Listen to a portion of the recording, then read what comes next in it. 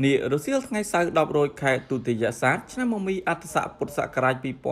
2570ត្រូវនៅថ្ងៃទី8ខែសីហាឆ្នាំ2026នេះសម្ដេចក្រឡាហោមសខេងអនុប្រធានគណៈបកប្រជាជនកម្ពុជានិងជាប្រធានក្រុមការងារគណៈបកចុះមូលដ្ឋានខេត្តព្រៃវែងបានអញ្ជើញជាអធិបតីដឹកនាំកិច្ចប្រជុំប្រចាំខែកក្កដាដើម្បីត្រួតពិនិត្យវឌ្ឍនភាពក្នុងការអនុវត្តផែនការរួមឆ្ពោះទៅកាន់ការបោះឆ្នោតជ្រើសរើសក្រុមប្រឹក្សាឃុំសង្កាត់អាណត្តិទី6នៅស្នាក់ការគណៈបកប្រជាជនកម្ពុជាស្ថិតនៅក្នុងសង្កាត់កំពង់លាវក្រុងព្រៃវែងខេត្តព្រៃវែង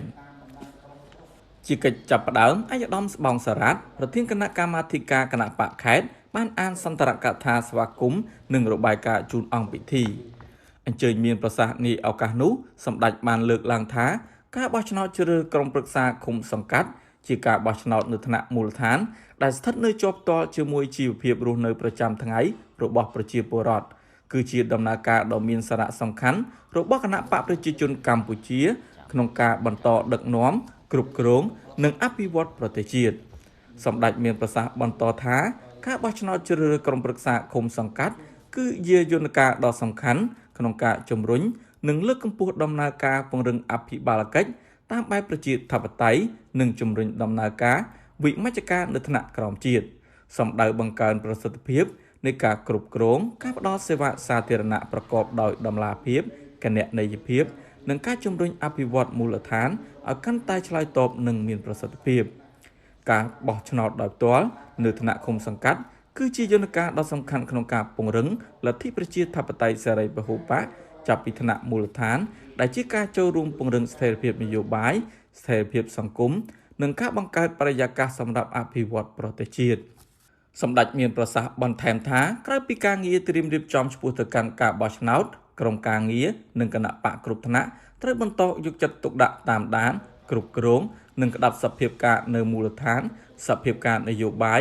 សន្តិសុខសណ្ដាប់ធ្នាប់សង្គមសតិអារម្មណ៍ប្រជាពលរដ្ឋបញ្ហាប្រឈមនិងសំណុំពររបស់ប្រជាពលរដ្ឋដើម្បីចាត់វិធានការអន្តរាគមន៍និងដោះស្រាយផលប៉ះពាល់ដល់ជីវភាពរស់នៅរបស់ប្រជាពលរដ្ឋឲ្យបានទាន់ពេលវេលាជាពិសេសផលប៉ះពាល់ដែលបណ្ដាលមកពីការបិទច្រកព្រំដែនកម្ពុជាថៃការកើនឡើងនៃតម្លៃប្រេងឥន្ធនៈឧស្ម័ននិងកត្តាបញ្ហាប្រឈមផ្សេងៗទៀតទន្ទឹមនេះត្រូវបន្តតាមដានការវិវត្តនៃស្ថានភាពអាកាសធាតុដើម្បីផ្សព្វផ្សាយជូនប្រជាពលរដ្ឋអំពីផលប៉ះពាល់នៃការប្រែប្រួលអាកាសធាតុព្រមទាំងទីរំលក្ខណៈសហការជាមួយក្រសួងស្ថាប័នអាជ្ញាធរនិងមន្ទីរអង្គភាពពាក់ព័ន្ធដើម្បីចាត់វិធានការឆ្លើយតបនិងអន្តរាគមន៍ឲ្យបានទាន់ពេលវេលាជាពិសេសការដោះស្រាយបញ្ហាទឹកជួយសង្គ្រោះស្រូវ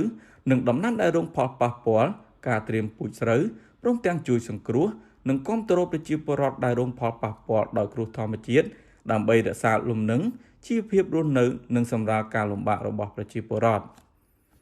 សម្ដេចមានប្រសាសន៍គូបញ្ជាក់ថារដ្ឋបាលខេត្តក្រុងស្រុកមន្ទីរអង្គភាពជំនាញនានាត្រូវខិតខំពង្រឹងប្រសិទ្ធភាពការងារក្នុងស្ថាប័នអង្គភាពរបស់ខ្លួននិងត្រូវជំរុញការអនុវត្តគម្រោងនិងកម្មវិធីអភិវឌ្ឍនានានៅមូលដ្ឋានខិតខំជួយផ្ដល់ការគាំទ្ររដ្ឋបាលឃុំសង្កាត់ក្នុងការដោះស្រាយឆ្លើយតបសំណូមពរនិងបញ្ហាប្រឈមនានា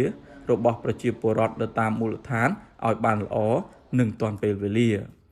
ក្នុងនាមសម្ដេចអគ្គមហាសេនាបតីតេជោហ៊ុនសែនប្រធានគណៈបកប្រជាជនកម្ពុជាសម្ដេចអនុប្រធានគណៈបក